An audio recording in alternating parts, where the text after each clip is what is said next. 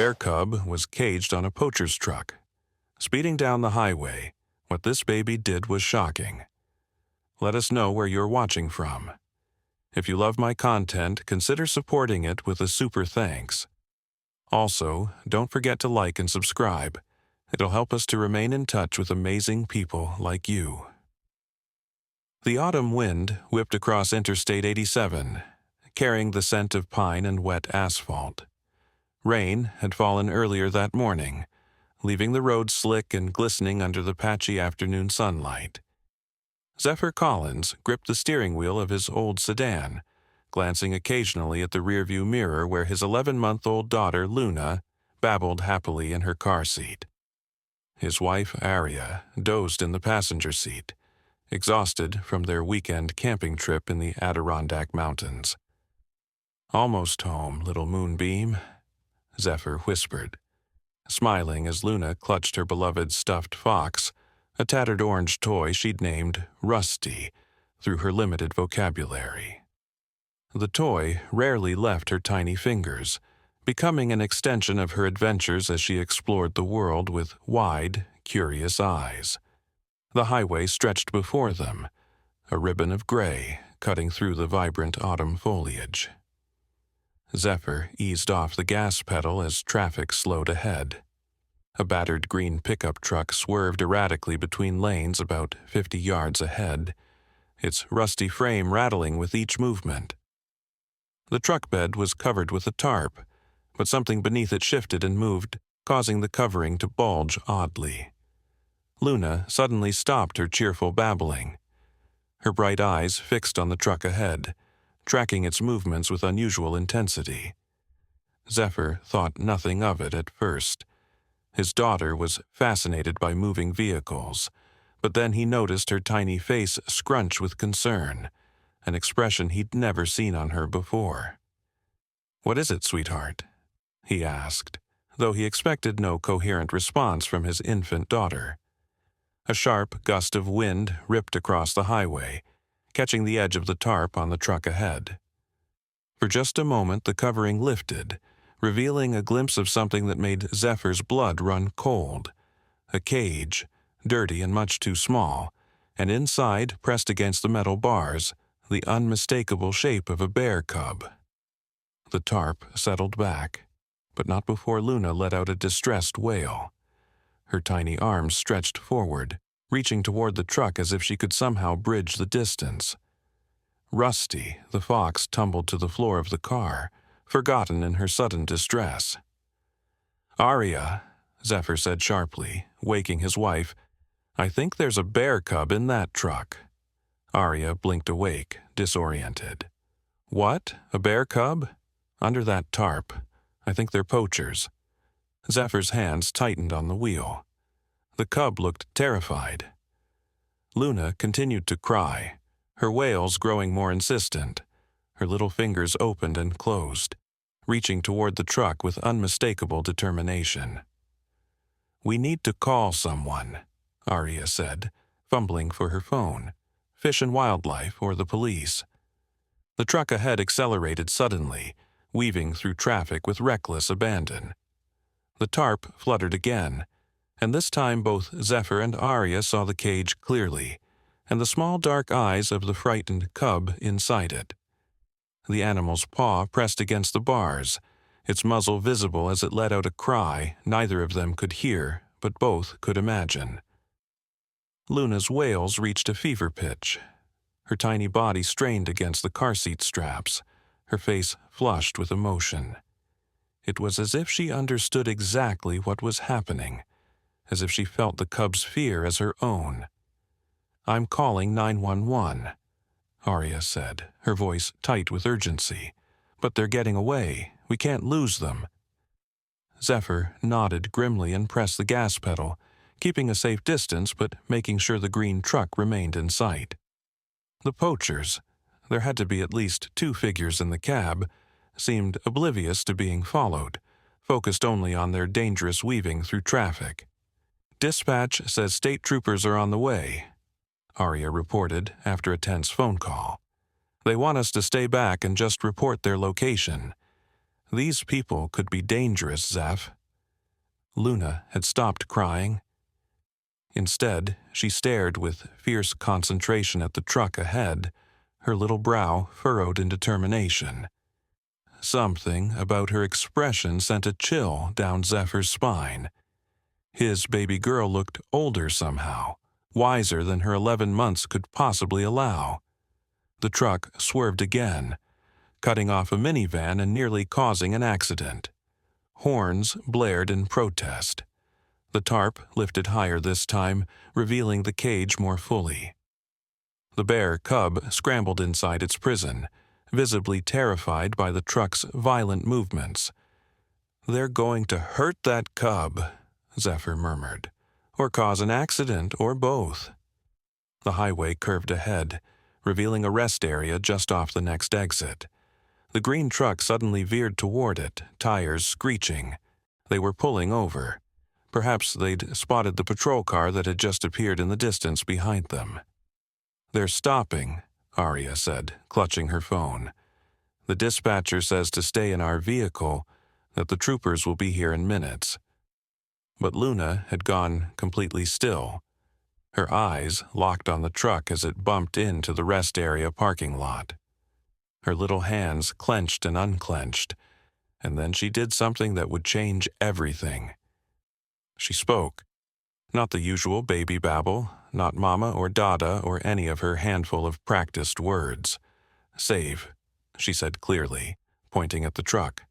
"Save Bear." Zephyr and Arya exchanged stunned glances. Before they could process what had just happened, the rest area came fully into view, and with it, the horrible scene unfolding in the parking lot. The green pickup had skidded to a stop near the tree line at the far end of the rest area. Two men jumped out, one tall and lanky with a graying beard, the other shorter and stockier with a leather jacket stretched tight across his shoulders. They moved with practiced urgency, their eyes scanning the parking lot with the wariness of men who knew they were being hunted. Luna began struggling against her car seat straps with surprising strength. Her tiny hands worked at the buckle, her movements deliberate and focused. Arya reached back to calm her, but Luna pushed her mother's hand away with determined force. "Bear hurt," Luna said, her voice clearer than any infant's should be. "Must help now." Zephyr pulled into the rest area, parking as far from the poachers as possible while still maintaining a clear view. His heart hammered against his ribs. Something was happening to his daughter, something inexplicable, but the immediate danger of the poachers took precedence. The bearded man yanked off the tarp completely now, revealing the full horror of the cub's situation. The cage was smaller than Zephyr had imagined, barely large enough for the young bear to stand. The cub, perhaps 6 months old, pressed against the bars, its fur matted with dirt and what looked like dried blood. A chain around its neck had rubbed the skin raw. "Jesus," Arya whispered, "they've been torturing it." The shorter man produced a long pole with a noose at the end. A catch pole used by animal control, but in these hands a weapon of cruelty. He jabbed it through the bars at the cub, who scrambled frantically to avoid it, crying out in terror. Luna's reaction was immediate and visceral. Her entire body went rigid, her eyes rolled back, and when they returned to focus, they seemed to glow with an otherworldly light. The temperature in the car dropped noticeably, their breath suddenly visible in small puffs. "Luna?" Arya's voice cracked with fear. "What's happening to her?" The baby's mouth opened, and when she spoke again, her voice carried an echo, as if multiple voices spoke through her tiny form. The innocent cry out, the earth hears, justice comes. Outside, the wind picked up dramatically, swirling fallen leaves into miniature tornadoes around the poacher's truck. The men paused, looking around nervously. The forest edging the rest area seemed to lean in closer, shadows deepening despite the afternoon sun. "We need to get out of here," the bearded man growled. But as he reached for the cage, something extraordinary happened. Every bird within a mile radius descended on the rest area. Crows, ravens, blue jays, cardinals, hundreds of them, swooping and diving at the poachers. The men ducked and swore, swinging their arms wildly as the birds attacked with coordinated precision. Luna had gone completely still now, her eyes fixed on the scene with an intensity that made Zephyr's skin crawl. Her lips moved silently, as if in prayer or incantation. "The troopers," Arya said urgently, pointing to the highway where 2 patrol cars were speeding toward the exit. "They're almost here." But the birds' attack had panicked the poachers. The shorter man abandoned the catchpole and dove for the driver's seat while his partner tried to secure the cage. In their haste, they'd left the cage door unlatched. The cub, sensing opportunity, pushed against the door with desperate strength. It swung open just as the bearded man reached for it. The cub tumbled out, landing hard on the asphalt, but immediately scrambling to its feet. "Shoot it!" the driver screamed. "We can't let it get away." The bearded man reached into the truck cab and emerged with a rifle. Time seemed to slow. The cub, disoriented and weak, stumbled toward the forest. The man raised the weapon. Luna screamed, not an infant's cry, but a sound that seemed to come from the earth itself. Every window in the rest area vibrated. Several car alarms went off. The very air seemed to thicken, pressing down on everything. And then, from the forest, came an answering roar. The mother bear burst from the tree line like a force of nature, 600 pounds of maternal fury. She covered the distance to her cub in seconds, placing herself between the young bear and the rifle. Her roar shook the ground, primal and terrifying. The poacher's hands shook. He fired, but the shot went wide, striking a tree. The mother bear charged. The men scrambled into their truck, the engine roaring to life. But as they tried to flee, their tires spun uselessly. During the chaos, a thick root had somehow grown up through the asphalt, wrapping around their rear axle. The truck lurched forward a few feet, then stopped, trapped. The state troopers arrived just as the mother bear reached the truck. She reared up, slamming massive paws against the driver's door, rocking the vehicle. The men inside screamed in terror. "Everybody stay in your vehicles," one trooper announced through a megaphone, though most witnesses were already frozen in shock. Luna had returned to normal, or as normal as she could be after what had just transpired. She slumped in her car seat, exhausted, reaching weakly for her fallen toy fox. Arya unbuckled herself and climbed into the back seat, cradling her daughter. "It's okay, baby, it's okay," she whispered, though her voice shook. "Mommy's here." Zephyr watched, mesmerized, as the drama unfolded. The troopers had called for animal control and backup. The mother bear, satisfied that the immediate threat was contained, turned to her cub. The young bear limped toward her, favoring its left front paw. What happened next would remain etched in Zephyr's memory forever. Luna stirred in Arya's arms, pointing toward the bears. "Help, baby bear," she said softly. Her voice returned to its normal infant pitch. "Hurt, paw." The mother bear's head swiveled toward their car. For a moment, predator and infant locked eyes across the parking lot. Something passed between them, some ancient understanding that transcended species. The mother bear nudged her cub gently, then, incredibly, guided it toward the Collins car. She stopped about 20 feet away, waiting. The cub sat down heavily, holding up its injured paw. "She wants us to help," Arya breathed. "But how could she know? How could Luna?" "I don't know," Zephyr said, "but I'm going to try." Against all logic, against every instinct screaming at him to stay in the car, Zephyr slowly opened his door. The mother bear watched but didn't move. The state troopers were shouting something over their megaphone, but Zephyr couldn't hear them over the pounding of his heart. He approached slowly, hands visible and empty. The cub whimpered, but didn't flee. Up close, Zephyr could see the gash on its paw, not life-threatening but certainly painful. He'd done basic first aid training, had a kit in the car. "Arya," he called softly, "the first aid kit under your seat." His wife, still cradling Luna, managed to extract the kit one-handed and toss it to him. The mother bear rumbled low in her throat. Not quite a growl, more like encouragement. Zephyr knelt beside the cub, moving with deliberate slowness.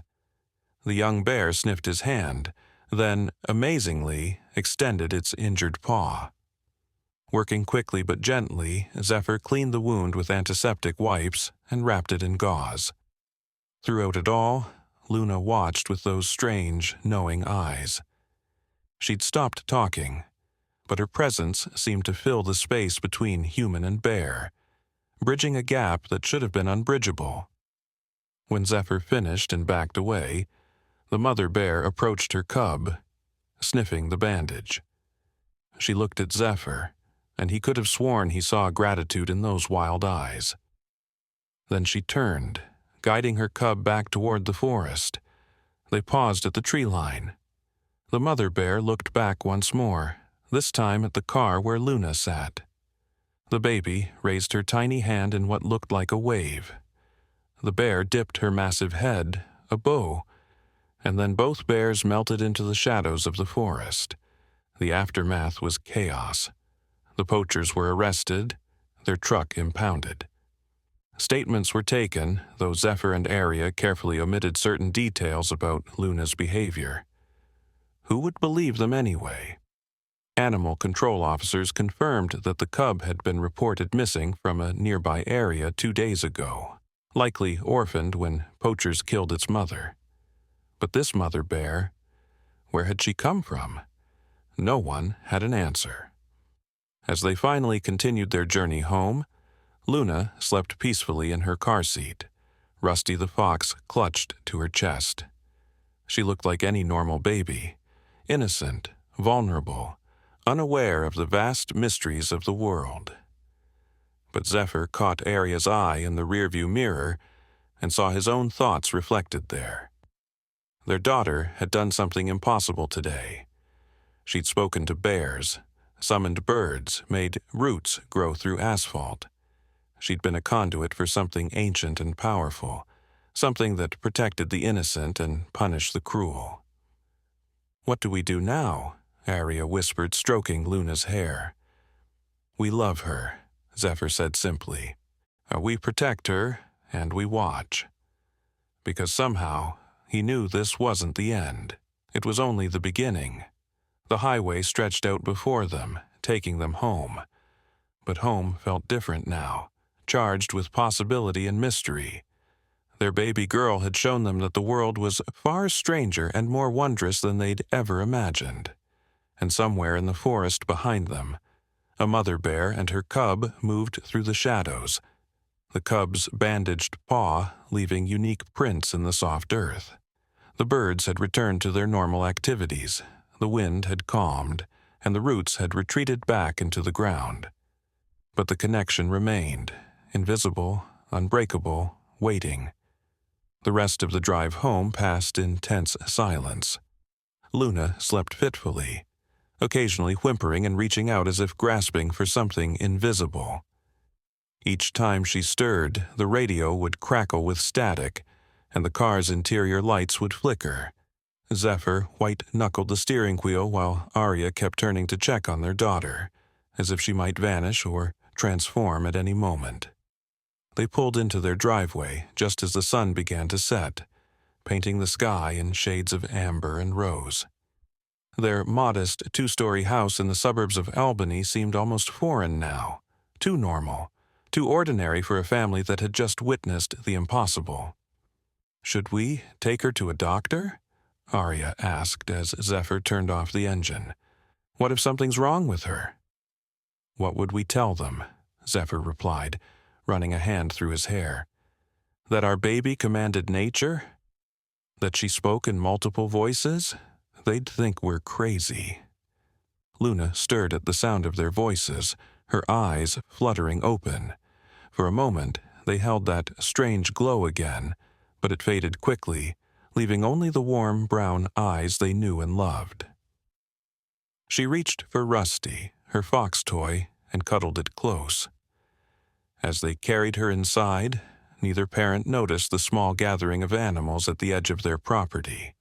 A rabbit, 2 squirrels, and a cardinal, all watching with unusual attention. That night, after Luna was bathed and fed and tucked into her crib, Zephyr and Aria sat at their kitchen table, cups of coffee growing cold between them. "We need to talk about what happened," Aria said finally. "I know." Zephyr stared into his mug. "I've been trying to make sense of it, but it doesn't make sense, none of it." Aria's voice cracked. "Our baby girl did something impossible. Multiple impossible things." A soft knock at the back door made them both jump. They exchanged glances. It was past 9 o'clock, and they weren't expecting anyone. Zephyr approached the door cautiously, peering through the window. An elderly woman stood on their porch, dressed in layers of colorful shawls despite the mild evening. Her silver hair was braided with what looked like feathers and small bones. Her eyes, one blue, one green, sparkled with ancient wisdom. "I mean no harm," she said, her voice muffled through the door. "But we need to talk about your daughter." Aria gripped Zephyr's arm. "How does she know about Luna?" The woman smiled, as if she'd heard the whispered question. "The earth speaks to those who listen, child. Your daughter's awakening has sent ripples through realms you don't yet understand. May I come in?" Against their better judgment, they opened the door. The woman entered, bringing with her the scent of pine needles and sage. She moved to their kitchen table without invitation, settling into a chair with surprising grace for her apparent age. "My name is Mocha Wind Whisper," she said, folding weathered hands on the table. "I am what your people might call a medicine woman, though that term hardly captures it. I've been waiting for your daughter." "Waiting?" Zephyr found his voice. "What do you mean?" Mocha's mismatched eyes studied them both. "Every few generations, a bridge is born, a child who can speak between worlds, human and animal, earth and sky, seen and unseen. Your Luna is such a bridge." "That's impossible," Aria protested, but the words felt hollow after what they'd witnessed. "Is it?" Mocha gestured toward the window. "Look outside." They turned to see their backyard transformed. Animals had gathered.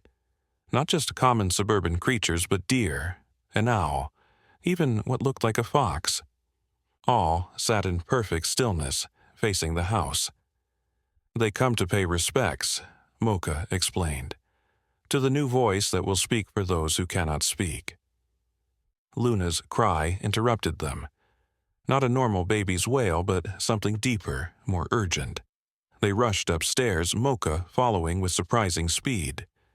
They found Luna standing in her crib, something no 11-month-old should be able to do with such steady balance. Her eyes glowed with that eerie light, and when she spoke, her voice carried that unsettling echo. "The stolen ones cry out," she said, her tiny finger pointing toward the window. "The cage makers come for more." Mocha moved to the window, her expression grave. "She's having a vision. Quick, turn on the news." Zephyr grabbed the remote for the small TV in Luna's room. The local news was running a breaking story. A raid on an exotic animal trafficking ring in the Catskill Mountains. The footage showed cages upon cages of animals. Bear cubs, wolf pups, exotic birds, even what looked like a young mountain lion. "The connection she forged today," Mocha murmured. It's opened her to all of them. She feels their pain, their fear. Luna began to cry, really cry now, tears streaming down her chubby cheeks. But along with her sobs came words, jumbled and urgent. Dark van. Tuesday, school parking lot. They take the golden one. What's she saying? Arya scooped Luna into her arms, trying to comfort her. Mocha's eyes widened. She's seeing the future, the traffickers. They're planning another capture, a golden eagle, if I understand correctly. We have to stop them, Zephyr said immediately. We will. Mocha placed a wrinkled hand on Luna's head, and the baby's cries slowly subsided. But first, you need to understand what your daughter is becoming. This gift, it's both blessing and burden. She guided them back downstairs, Luna now quiet in Arya's arms. The animals outside had dispersed, but Zephyr could still feel their presence somehow, as if the very air held their watchful attention. Your daughter will grow quickly in some ways, Mocha explained, accepting the tea Arya offered. Her mind will expand to hold knowledge beyond her years. She'll understand languages she's never learned. Not just human ones, but the subtle communications of all living things. But she's just a baby, Arya whispered, clutching Luna tighter. In body, yes, but her spirit is ancient. She's been chosen as a guardian, a protector of the balance between humanity and nature. Mocha sipped her tea thoughtfully. It won't be easy. There will be those who fear her abilities, who see her as a threat or a tool to be used. As if responding to Mocha's words, Luna stirred and spoke again, her voice small but clear. Bad men come. Take special children, make them find animals for cages. Mocha's face paled. The collectors? I'd heard rumors but hoped they weren't true. The collectors? Zephyr leaned forward. A shadow organization that kidnaps gifted children, those who can communicate with animals, influence nature, see beyond the veil. They use these children to locate rare species for the black market. Mocha's eyes hardened. If they've learned about Luna... A car alarm went off outside, then another, and another. Every car on their street began blaring in unison. The streetlights flickered in a synchronized pattern. 3 short, 3 long, 3 short. Morse code, Zephyr breathed. SOS. Luna's eyes snapped open, glowing bright. They're here. Through the front window, they saw it. A black van creeping down their street, its headlights off despite the darkness. It moved with predatory slowness, as if searching. Upstairs, Mocha commanded. Now! They rushed to the 2nd floor, Mocha muttering words in a language neither Zephyr nor Arya recognized. As they reached Luna's room, the house itself seemed to respond to the medicine woman's chanting. The walls groaned, the floorboards creaked, and suddenly every door and window slammed shut with a definitive force. The house remembers, Mocha explained quickly. Old protections, sleeping in the wood and stone, I'm just waking them up. Outside, they heard car doors opening, footsteps on their lawn. Luna whimpered, pressing her face into Arya's shoulder. Hide, Luna whispered. Make them not see. The air in the room shimmed like heat waves off hot asphalt. Zephyr blinked, and suddenly he could barely make out Arya and Luna, even though they stood right beside him. They looked like shadows, barely visible suggestions of form. Her power grows with need, Mocha murmured with something like pride. Heavy footsteps on the porch. The doorknob rattled. Then, impossibly, the sound of a key turning in the lock. They've prepared, Mocha hissed. They've been watching. The front door opened, and footsteps entered their home. Multiple sets, moving with military precision. Zephyr heard a man's voice, cold and clinical. Bio readings indicate the subject is on the 2nd floor. northwest room. Subject, Arya whispered furiously. They're talking about our baby like she's some kind of experiment. Luna's camouflage flickered, and suddenly Zephyr could see his wife and daughter clearly again. The baby's face was scrunched in concentration, sweat beading on her tiny forehead. Whatever she was doing, it was taking tremendous effort. She can't hold it much longer, Mocha said. We need another way. The footsteps were on the stairs now. Zephyr looked around desperately. They were trapped in a second-floor room with no escape route. Then he remembered something Luna had done earlier, something that defied all logic. Luna, he whispered urgently. Remember the birds. Can you call them again? Luna's eyes fluttered open, meeting his. For a moment, she looked like just a normal baby, confused, scared, overwhelmed. Then, understanding dawned in those impossibly wise eyes. She opened her mouth and made a sound Zephyr had never heard before, part whistle, part cry, part something else entirely. It seemed to vibrate through the walls, through the air itself, spreading outward like ripples on water. For a heartbeat, nothing happened. The footsteps reached the landing. Then the night exploded with wings. Every bird within miles answered Luna's call. They came in waves, tiny sparrows and massive owls, crows and cardinals, hawks and hummingbirds. They struck the house like a living storm, thousands of wings beating against windows, talons scraping at the roof. The men below shouted in alarm. Through the chaos of bird cries, Zephyr heard radios crackling. We're under attack. Some kind of bird swarm. We can't see anything. But it wasn't just birds. The rumble of larger animals reached them. Deer stampeding across the lawn, raccoons chattering angrily, even the distinctive grunt of a black bear. Every creature Luna had ever touched with her gift was coming to defend her. Incredible, Mocha breathed. I've never seen such a response. Luna giggled, actually giggled, as if the massive interspecies rescue mission was the most natural thing in the world. She clapped her tiny hands, and with each clap, a new wave of animals joined the fray. Fall back.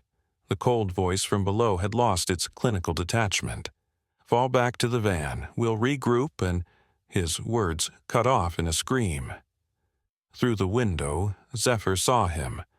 A man in a black tactical suit being chased across the lawn by the same mother bear from the rest area, her cub limping along beside her on its bandaged paw. They found us, Arya gasped. The bears found us. Of course they did, Mocha said softly. The bond Luna forged today, it goes both ways. She helped them, so they'll help her. That's the ancient law. The collectors retreated in complete disarray, their van peeling away with squealing tires. But even as they fled, the cold voice managed one last communication over the radio. Subject confirmed. Extraordinary capabilities. Priority Alpha for acquisition. We'll be back with a full team. As quickly as it had begun, the animal assault ended. Birds returned to their roosts. Four-legged defenders melted back into the night. Only the bears remained, the mother standing sentinel on the front lawn while her cub played in Arya's flower garden. They'll come back, Zephyr said grimly, with more people, better equipment.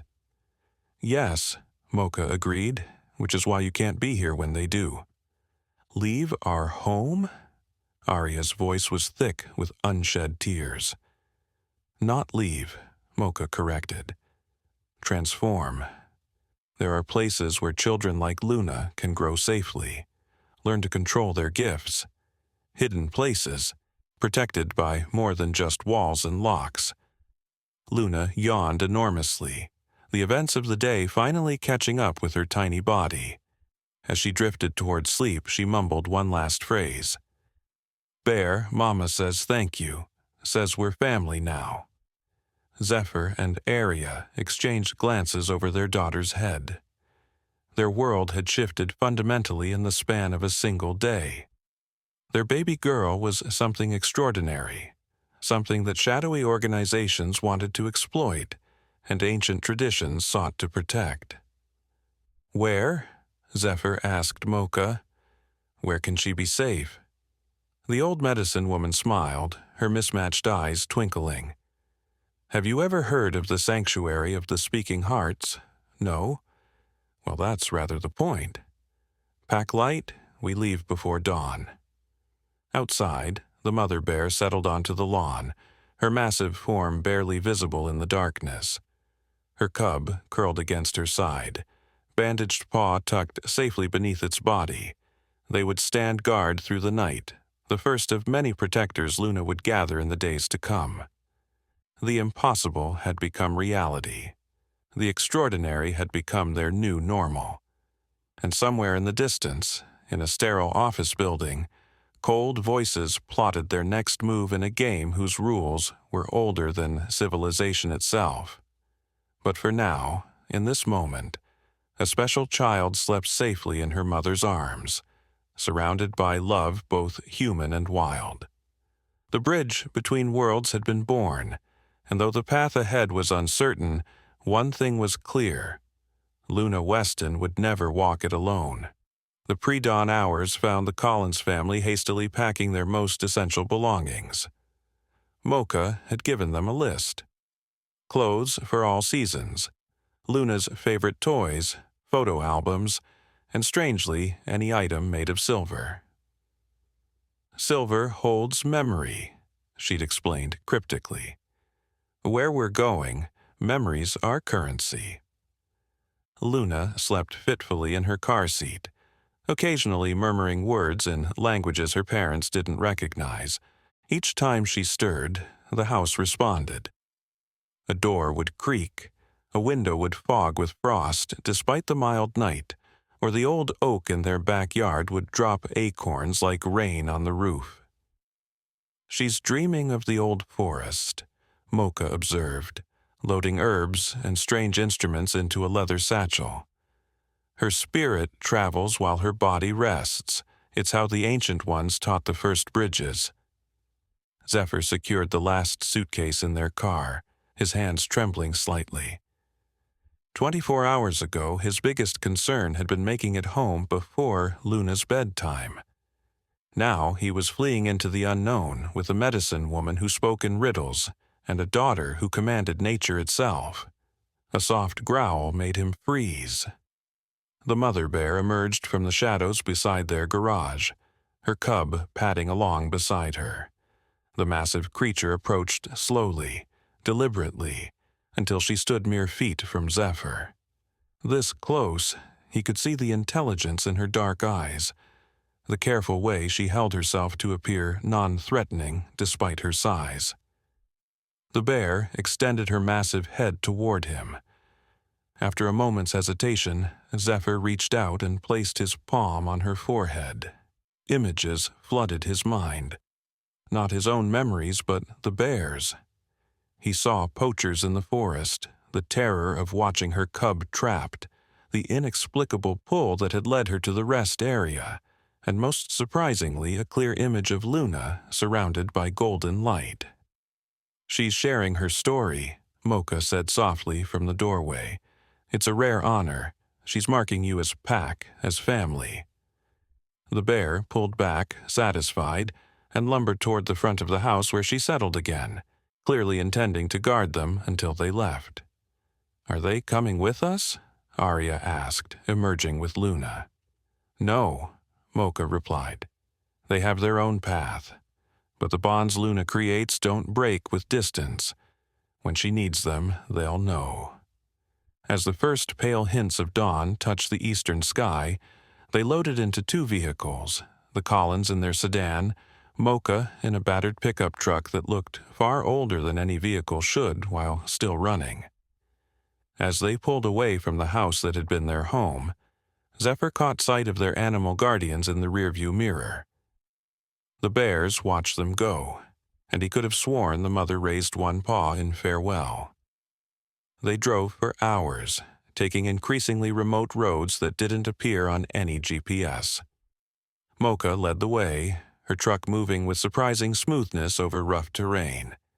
Luna woke as the sun climbed higher, but instead of her usual morning fussiness, she pressed her hands against the window and watched the passing landscape with a rapt attention. "Trees are singing," she announced, her vocabulary still impossibly advanced for her age. "Old songs, older than houses." "What do they sing about, sweetheart?" Arya asked, trying to maintain some normalcy in their surreal situation. "The first ones, the ones who could hear." Luna's reflection in the window overlapped with the forest beyond, creating an eerie double image. "They say I'm late, should have come sooner." The roads deteriorated from paved to gravel, to dirt to barely visible tracks between trees. Just when Zephyr thought they couldn't possibly go any further, Mocha's truck stopped in a small clearing. Ancient trees towered around them, their canopy so thick it created perpetual twilight at ground level. "We walk from here," Mocha announced, shouldering her pack. "Walk where?" Zephyr looked around, seeing nothing but dense forest in every direction. Mocha smiled. "The sanctuary isn't found by maps or roads, it's found by intention and invitation." She knelt beside Luna's car seat. "Little Bridge, will you ask the forest to let us pass?" Luna giggled and clapped her hands. The sound echoed strangely, as if bouncing off walls that weren't there. The trees seemed to lean in, branches swaying without any wind. Then, between one blink and the next, a path appeared. Not carved or cleared, but simply there, as if it had always existed. They walked for what felt like hours, but could have been minutes. Time moved strangely under the ancient canopy. Luna rode contentedly in Zephyr's hiking carrier, occasionally reaching out to touch passing leaves and branches. Each time she did, the tree would shiver slightly, its leaves changing color momentarily before returning to normal. "She's introducing herself," Mocha explained. "The forest has a long memory. It will remember her now." The path led them along a crystal-clear stream that babbled in what almost sounded like voices. Arya stopped suddenly, grabbing Zephyr's arm. "Listen," she whispered. The water was speaking, not in words exactly, but in meaning that somehow translated directly to understanding. "Welcome," it seemed to say. "Welcome, bridge child. Welcome, guardians. Welcome home." "The whispering waters," Mocha said reverently. "We're close now." They rounded a bend in the path, and Zephyr's breath caught. Before them stood a massive tree, its trunk easily 50 feet in diameter. But this was no ordinary tree. Its bark was silver-white, shot through with veins of what looked like living gold. A doorway was carved into its base, tall enough for a person to walk through upright. "The heart tree," Mocha announced, the center of the sanctuary. As they approached, the doorway shimmered like water. A figure stepped through, a woman who appeared to be in her 30s but whose eyes held centuries. Her hair was midnight black, shot with silver, and she wore robes that seemed to be woven from moonlight itself. "Mocha," she said warmly, then turned her ageless gaze to the Collins family. "And you bring us the new bridge? We felt her awakening. The whole sanctuary has been preparing." "Arya, Zephyr, this is Silviana, the keeper of the sanctuary," Mocha introduced. "Silviana, the Collins family and their daughter Luna." Luna, who had been unusually quiet, suddenly spoke. "You were in my dreams," she said to Silviana. "You and the tree people and the star swimmers." Silviana's eyes widened slightly. "She dreams true already? Remarkable." She gestured to the doorway. "Come, there's much to show you and even more to explain." Stepping through the doorway was like passing through warm honey. Zephyr felt a brief resistance, Then they were through, and the world exploded into impossible beauty. They stood in a vast hollow within the heart tree, but the space defied physics. The interior was larger than the exterior should allow, rising in a spiral of platforms and walkways that disappeared into misty heights. Light came from everywhere and nowhere, a soft golden glow that made everything look touched by sunset. But it wasn't the architecture that stole their breath, it was the inhabitants. Children of various ages moved through the space, but these were no ordinary children. A boy of perhaps 10 walked past, a small thundercloud following him like a pet, occasionally releasing tiny lightning bolts that he caught in his hands. A girl who couldn't be older than 7 sat cross-legged on a platform, surrounded by floating globes of water in which small fish swam. Teenagers practiced in one area, their activities defying natural law. One made flowers bloom and wither and fast forward. Another seemed to be having an animated conversation with a shadow on the wall. "Welcome to the sanctuary of the speaking hearts," Silviana said. "Home to the bridges, the speakers, the walkers between worlds." "They're all like Luna?" Arya breathed. "Each is unique," Silviana corrected. "But yes, they all possess gifts that connect them to aspects of nature most humans have forgotten. Some speak to animals, like your Luna. Others command elements, commune with plants, or see through the veils between dimensions." A flutter of wings announced a newcomer. A barn owl, far larger than any Zephyr had ever seen, glided down to perch on Silviana's shoulder. Its eyes were disturbingly human-like in their intelligence. "Ah, Prometheus brings news," Silviana murmured, tilting her head as if listening. Her expression darkened. "It seems the collectors have not given up. They're mobilizing their full resources." "Who are they, exactly?" Zephyr demanded. "Why do they want children like Luna?" Silviana led them to a comfortable sitting area, where cushions that felt like clouds were arranged around a low table. Tea appeared. Zephyr didn't see anyone bring it, steaming in delicate cups that seemed to be carved from single pearls. "The collectors," Silviana began, "are the modern face of an ancient enemy. Throughout history there have been those who seek to exploit the bridged children's gifts for power and profit. In the past, they were sorcerer kings and dark priests. Today, they're corporate entities and shadow governments." She waved her hand, and the air above the table shimmered, forming images like a 3-dimensional movie. They saw facilities that looked like a cross between laboratories and prisons, where children sat in sterile rooms, their eyes dull with drugs or despair. They use the children to locate rare species for trafficking, to predict natural disasters they can exploit, to influence weather patterns for agricultural manipulation. The images shifted, showing boardrooms where cold-faced executives discussed profit margins over footage of captured animals and devastated ecosystems. They see the gifts as tools, the children as resources. Luna, who had been playing quietly with a butterfly that kept changing colors, looked up at the images. Her face scrunched with concentration, and suddenly the hologram shifted. Now they showed the same facilities, but the children were free, laughing, their gifts blooming like flowers. The sterile rooms became gardens, the cages became open skies. "She's rewriting their future," Silviana said with wonder. "I've never seen such young talent for vision weaving."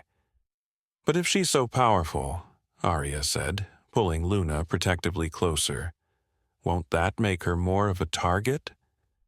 "Power alone isn't what threatens them," Silviana explained. "It's Luna's nature as a true bridge. Most gifted children specialize. Animals, plants, weather, earth. Luna appears to connect to all of it. She could unify the others, teach them to work together. That terrifies the collectors more than any individual gift." A bright laugh interrupted their conversation. A boy of perhaps 4 ran past, chasing what looked like a miniature dragon made of autumn leaves. The creature playfully stayed just out of reach, dissolving and reforming as the child giggled. "That's Marcus," Silviana noted. "He creates temporary life from natural materials. Last week he made an entire army of pinecone soldiers. They staged quite the rebellion in the dining hall." Despite everything, Zephyr found himself smiling. This place, impossible as it was, felt safe. These children were happy, their gifts celebrated rather than feared or exploited. "You're wondering if you can stay," Silviana said gently. "The answer is yes, but not in the way you might hope.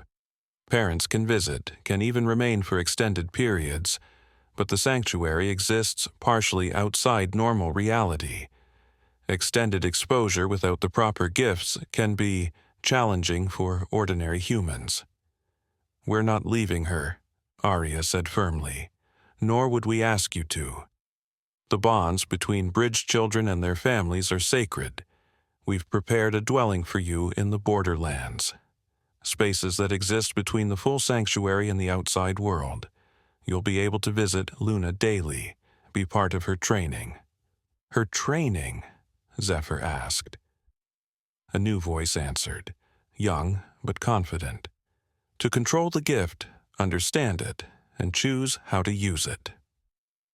They turned to see a teenager approaching. She moved with unusual grace, and Zephyr realized why. She wasn't quite touching the ground. Her feet hovered an inch above the floor, and small whirlwinds danced around her ankles. "This is Tempest," Silviana introduced. "One of our senior students and a mentor for the younger children. She came to us at age 6, much like Luna." Tempest knelt before Luna, who studied her with those 2 wise eyes. "Hello, little sister," Tempest said softly. "Would you like to see something fun?" She held out her hand, palm up. A tiny tornado formed there, no bigger than Luna's fist.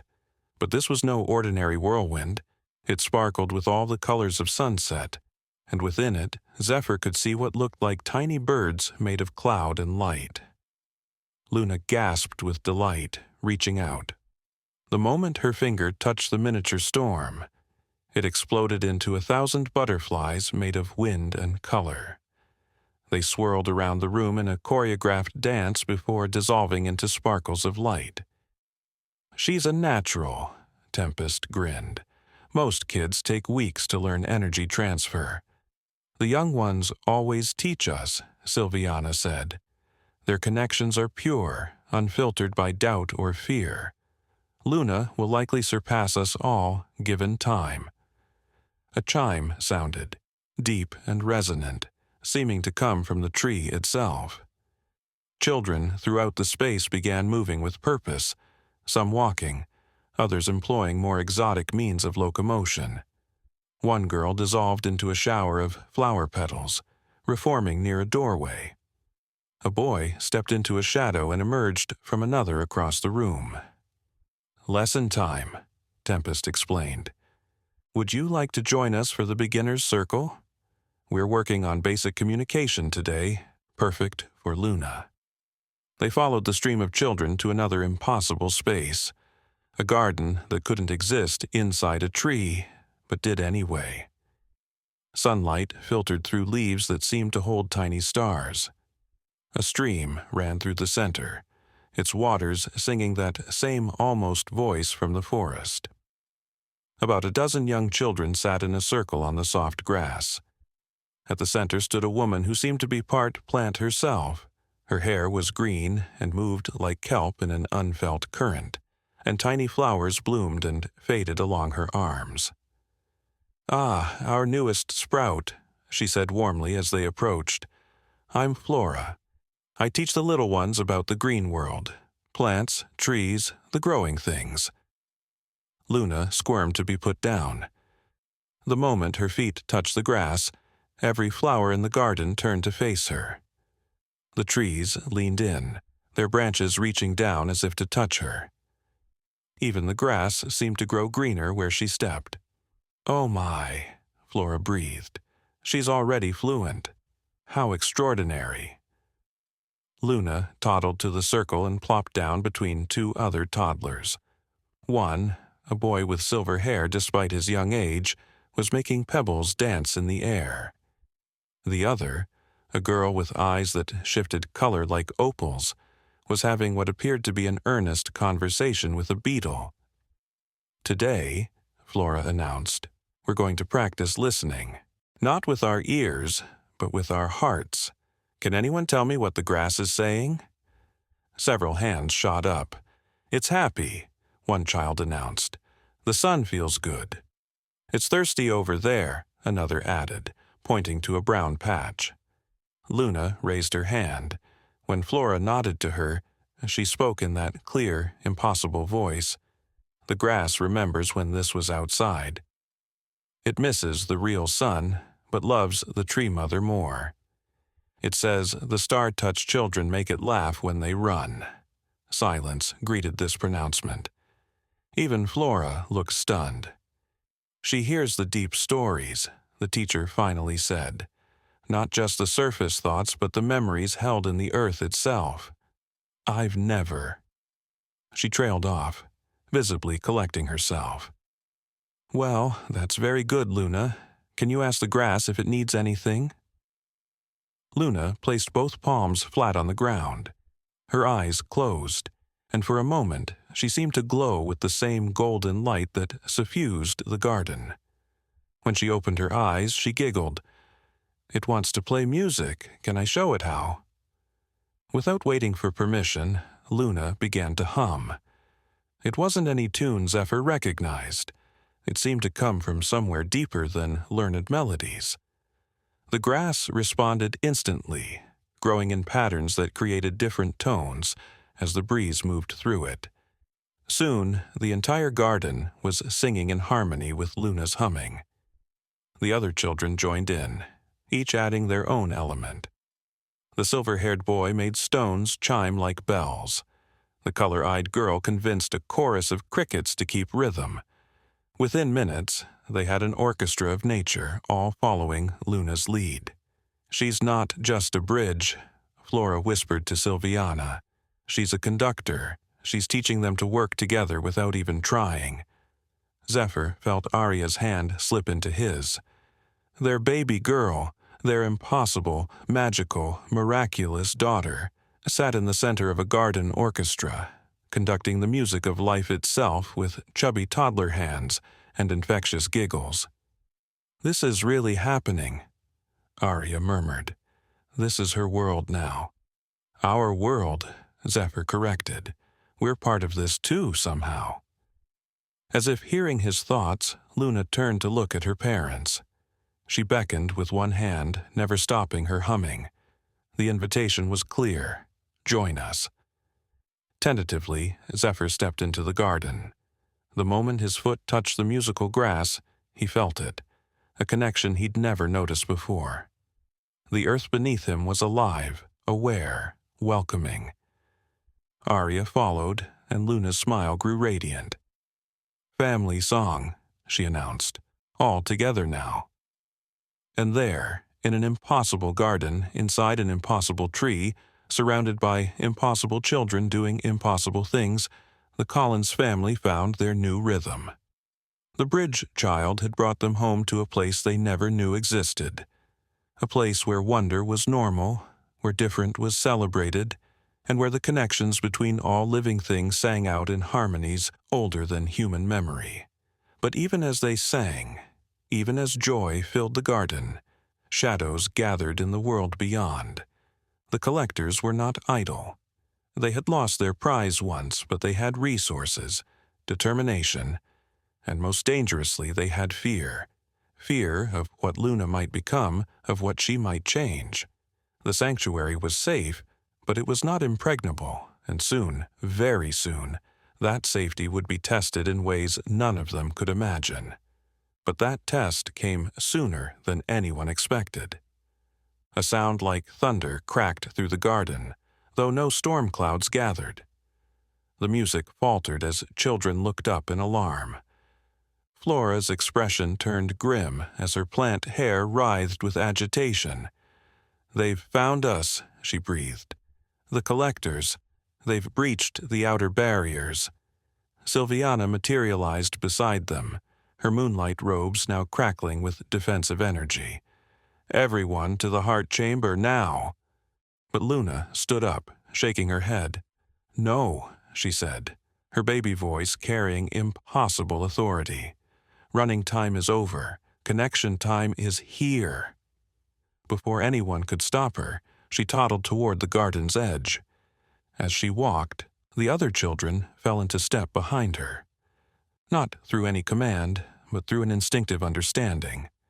The silver-haired boy took her left hand, the color-eyed girl her right. One by one, all the gifted children linked hands, forming a chain with Luna at its center. "Luna, no!" Arya started forward, but Zephyr caught her arm. "Look," he whispered. The children were glowing, not with any harsh light, but with the soft radiance of connection itself. The garden responded. Every plant, every stone, every drop of water in the stream pulsed with the same rhythm. It spread outward like ripples from a thrown stone, touching every part of the sanctuary. The heart tree itself began to thrum with power. Its golden veins grew brighter, pulsing in time with the children's joined energy. Even the air seemed to sing. Through the garden's entrance burst figures in black tactical gear. The collectors had indeed found them. But they stopped short at the sight before them. The children stood united, glowing with potential, and at their center a toddler who seemed to hold the heart of nature itself. "Secure the primary target," the lead collector ordered, but his voice wavered. His team raised their weapons, not guns, but strange devices that hummed with suppressive energy. Luna giggled. It was the pure, delighted sound of a baby who'd discovered something wonderful. "Watch," she said to no one in particular. "Everything's connected, even them." She raised her free hand toward the collectors. For a heartbeat, nothing happened. Then, slowly, impossibly, flowers began to bloom from their equipment. Vines sprouted from their boots, rooting them in place. Their weapons transformed into branches, heavy with sudden fruit. But Luna wasn't attacking them. She was connecting them. The collectors gasped as they felt it. The heartbeat of the earth, the whispers of the wind, the memory of water. Everything they'd tried to exploit and control suddenly flooded into their awareness as a living, breathing whole. "Do you see?"